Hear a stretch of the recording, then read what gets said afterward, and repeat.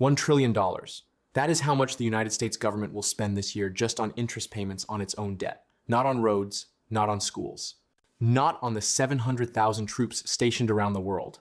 Just interest. The bill for money already spent, on promises already made, to creditors who already own the future. And here is what makes this personal. Your household share of that interest bill is roughly $7,300 this year, an amount larger than the average American spends on clothing, gasoline, or out-of-pocket healthcare costs. You will never see that money. It builds nothing. It protects nothing. It teaches no one. It just vanishes into the accounts of bondholders scattered across 40 countries, servicing a debt that grows faster than any plan to contain it. Let me show you how the machine works, why no one in Washington can stop it, and what it means for every dollar you earn from this point forward. The mechanism is deceptively simple, and once you see it, you cannot unsee it. The federal government spends more than it collects in taxes. The gap between spending and revenue is called a deficit. To cover that gap, the Treasury Department sells bonds, essentially IOUs with expiration dates attached, billions of dollars every single week. When those bonds mature, the government does not pay them off with savings, because there are no savings. It sells new bonds to pay off the old ones. This process is called refinancing, and it is the engine that keeps the entire system running. Or, more accurately, the engine that keeps it from collapsing. Here is where the trap springs. Every time a bond matures and gets replaced, the new bond carries whatever interest rate the market demands at that moment, not the rate from when the original bond was issued. 5 years ago, the average interest rate on all outstanding marketable federal debt was 1.512%. Today it stands at 3.355%, according to the latest Treasury data. That is more than double. So every bond that rolls over costs more to service than the one it replaced, even though the principal amount has not changed. The debt does not grow solely because of new spending. It grows because the cost of carrying old debt keeps rising with every refinancing cycle, and the cycles are relentless. Think of it like an adjustable rate mortgage that resets every single year. Except you cannot sell the house. You cannot refinance into a fixed rate because no lender will offer you one, and the house itself gets more expensive every month because you keep adding rooms you cannot afford. You're trapped in a loan that reprices against you with every cycle, and you have no exit. Right now, roughly a third of all publicly held marketable federal debt, about $10 trillion, matures within the next 12 months. That means the Treasury must find buyers for $10 trillion in new bonds this year, just to stay even, not to fund new programs, not to hire a single teacher or pave a single road, just to replace expiring paper with fresh paper at a higher rate. Borrowed money paying for borrowed money. Everyone watches the deficit number. Every cable news segment, every campaign speech, every think tank report fixates on the annual deficit, how much new red ink the government adds each year. But the real threat is not the deficit. The real threat is the weighted average cost of the existing debt climbing silently with every single Treasury auction. The deficit adds new debt to the pile. The rollover reprices old debt at today's higher rates.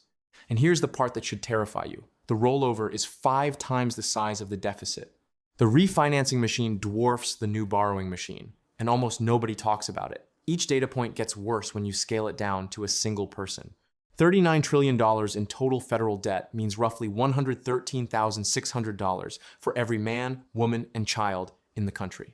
A family of 4 carries $454,000 in federal obligation before their mortgage, before their car payment, before a single dollar of student debt.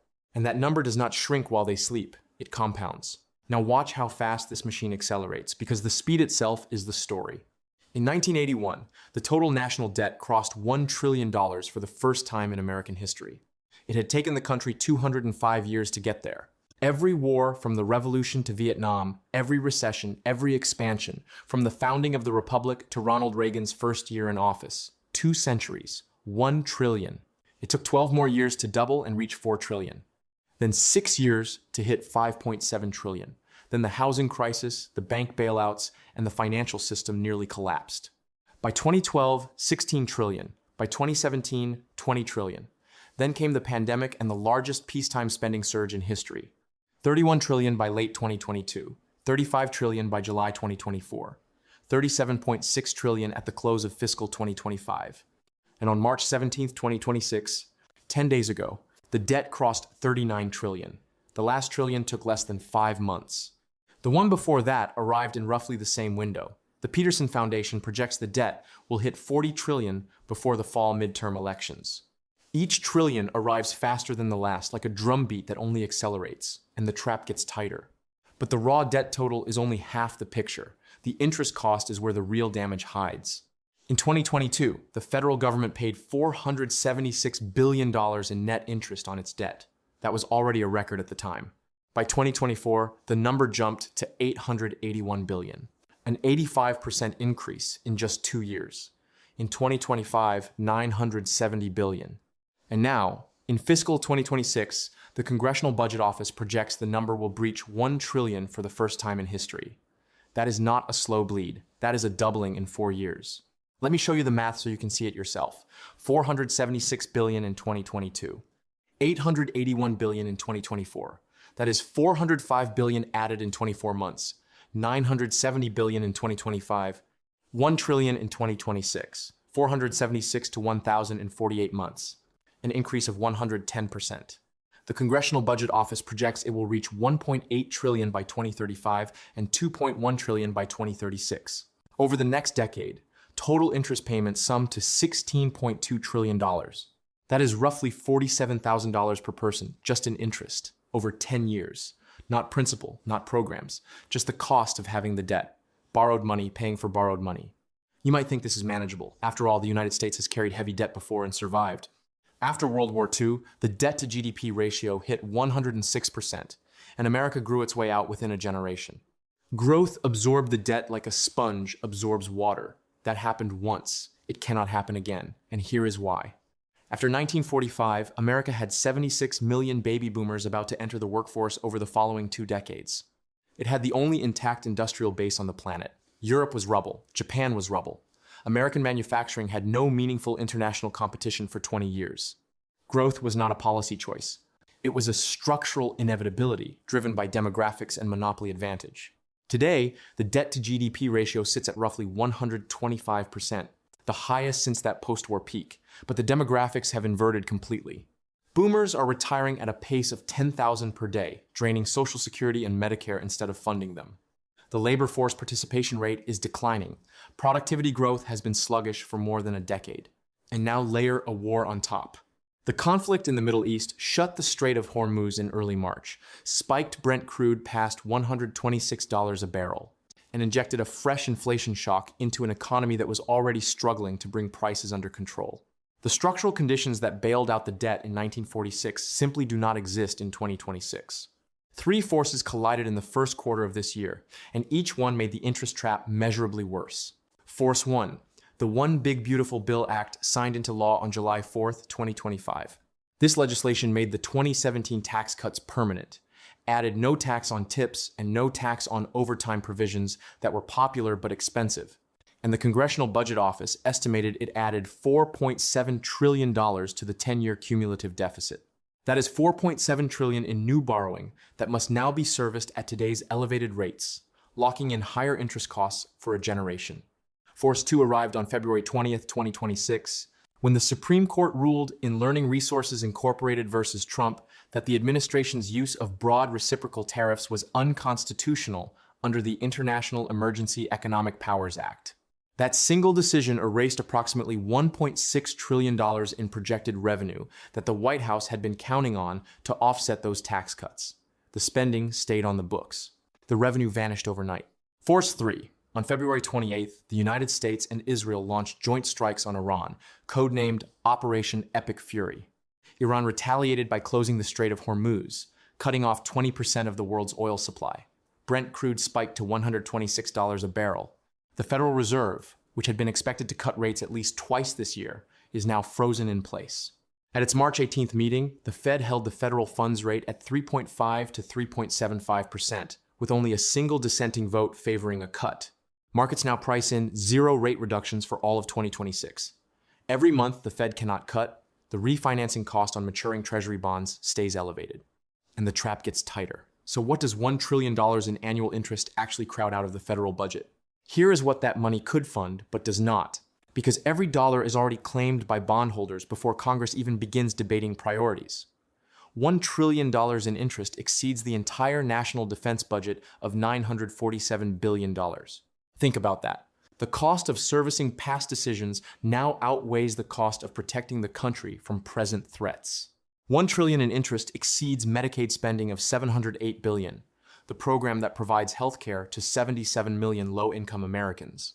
It exceeds veterans' benefits at $435 billion, the commitment made to every person who served in uniform. Every penny of that promise outpaced by interest. It exceeds all federal transportation spending at $153 billion.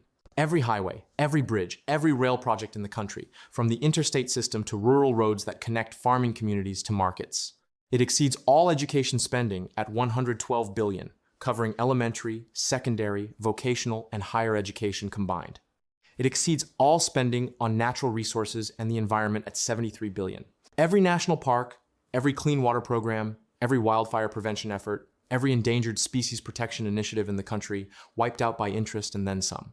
It exceeds all science, space, and technology at $44 billion, including every NASA mission and every federal research grant. It exceeds all international affairs spending at $47 billion. Stack all of those together. Defense, Medicaid, veterans, transportation, education, environment, science, and international affairs. The combined total is roughly $2.5 trillion. Interest alone now consumes 40% of that combined figure, and it is the fastest growing category in the entire federal budget. Let that sink in. By 2028, interest will surpass Medicare. By 2038, it will exceed all discretionary spending combined. Defense and non-defense together, every dollar Congress actually debates each year, swallowed by the cost of past borrowing. By 2048, the Congressional Budget Office projects interest will become the single largest expenditure in the federal budget, larger than Social Security itself. The United States government will be spending more to service decisions made in the past than to invest in anything that shapes the future. You might think Washington can cut its way out of this. That is the promise that launched 1,000 headlines. Cut waste, shrink the bureaucracy, balance the books through discipline and efficiency. The Department of Government Efficiency launched in January 2025 with a pledge to slash $2 trillion from the annual budget. That target dropped to $1 trillion within weeks, as the scale of mandatory spending became clear to even the most aggressive reformers. Then it fell to $150 billion by spring, and even that number proved aspirational. By the time the initiative was effectively wound down as a centralized operation, the Cato Institute estimated actual verified savings at roughly $40 billion annually. A rounding error on a $7.4 trillion budget. Meanwhile, Congress rejected nearly all of the proposed cuts outright. The 2026 appropriations bills that finally passed actually increased total spending compared to the prior year, because lawmakers in both parties understood that cutting popular programs before an election is political suicide. And here is why no amount of discretionary cutting can solve this problem, no matter how aggressive or sincere. Federal spending breaks into three categories. Mandatory programs. Social Security, Medicare, Medicaid account for roughly 63% of all outlays. Net interest accounts for 14% and rising fast. Discretionary spending. Defense, education, science, infrastructure, everything Congress actually votes on each year, makes up the rest. That shrinking discretionary slice is the only part anyone in Washington is willing to touch. Because entitlements have constituencies that vote, and interest payments have bondholders who hold the government's credit rating hostage. But you cannot fix a 14% and growing interest burden by trimming the edges of a 23% discretionary category. The structural math makes this impossible, and every serious budget analyst in Washington knows it. The trap gets tighter with every quarterly auction. If you found this breakdown useful, take a second and subscribe to this channel. The algorithm buries content that explains what nobody in power wants explained, and a single subscription helps change that equation. Now back to the numbers that matter. Here is what to watch going forward. 3 numbers, track them weekly. They will tell you more about the direction of your financial future than any headline or campaign promise. Number 1, the 10-year Treasury yield. As of late March 2026, it trades near 4.3%. This single number is the benchmark that reprices mortgages, corporate bonds, car loans, small business credit lines, and, most critically, newly issued government debt. If the 10-year yield breaks above 5% and holds there for more than 1 quarter, the refinancing math on the national debt deteriorates dramatically. The American Action Forum calculated that every 1 percentage point increase in the average interest rate adds approximately $390 billion per year in additional interest costs over a decade. That is not a forecast requiring assumptions. That is arithmetic requiring only a calculator. Number two, the debt to GDP ratio, currently sitting at roughly 125%. The Congressional Budget Office projects this will reach 120% by 2036 under current law. But that projection was made before the Supreme Court struck down tariff revenue and before war spending accelerated the deficit. If debt to GDP crosses 130% without a corresponding surge in real economic growth, historical precedent from sovereign debt crises in Japan, Italy, and Greece suggests that bond markets begin demanding significantly higher yields to compensate for perceived fiscal risk. That is the inflection point where the spiral shifts from gradual to self-reinforcing. Number three, net interest as a share of total federal revenue. This is the metric that matters most and gets discussed least. Right now, interest payments consume roughly 19% of all government revenue collected, approximately $1 out of every 5. The 50-year historical average is about 8%. When interest absorbs more than 25% of revenue, the government enters what fiscal economists call a debt service trap, the point at which it must borrow not merely to fund programs, but to pay the interest on money it already borrowed. At the current trajectory, the Peter G. Peterson Foundation projects that threshold arrives before the end of this decade. Borrowed money paying for borrowed money. At that point, permanently. If you are an investor, watch the yield curve with extreme attention. A bear steepening, where long-term rates rise faster than short-term rates, signals that the bond market is demanding compensation for mounting fiscal risk. That dynamic is already underway in 2026. Protect yourself by understanding that treasury bonds, which generations of investors treated as the risk-free asset, increasingly carry a fiscal risk premium that did not exist a decade ago. If you are a saver, understand that one of the 3 historical exits from a sovereign debt spiral is financial repression, a deliberate policy of holding interest rates below the rate of inflation for an extended period. This quietly erodes the real value of both savings and debt simultaneously. Your bank account balance stays the same. Its purchasing power does not. This is not a conspiracy theory. It is documented monetary policy practiced by the United States from 1945 to 1980, and it is the most politically painless option available to any government trapped by its own debt. If you are a voter heading into the 2026 midterms, know this. Neither party has offered a credible plan to address mandatory spending, and mandatory spending plus interest now accounts for 77% of the entire federal budget. The 14% you hear debated endlessly on cable news. Discretionary spending is a rounding error on the structural problem that is actually driving the crisis. If this channel helps you see what the mainstream coverage misses, hit the like button. It takes 1 second, costs you nothing, and it signals to the platform that this kind of content should reach more people who need to see it. Remember that number from the beginning, 1 trillion. Not for bridges or roads or water systems that have been crumbling for a generation. Not for schools where teachers buy their own supplies because the budget ran dry. Not for hospitals or housing or the scientific research that might one day cure a disease your children will face. $1 trillion a year. Every year, growing every year, compounding every year. Paid to service the accumulated cost of decisions already made by people who are no longer in office.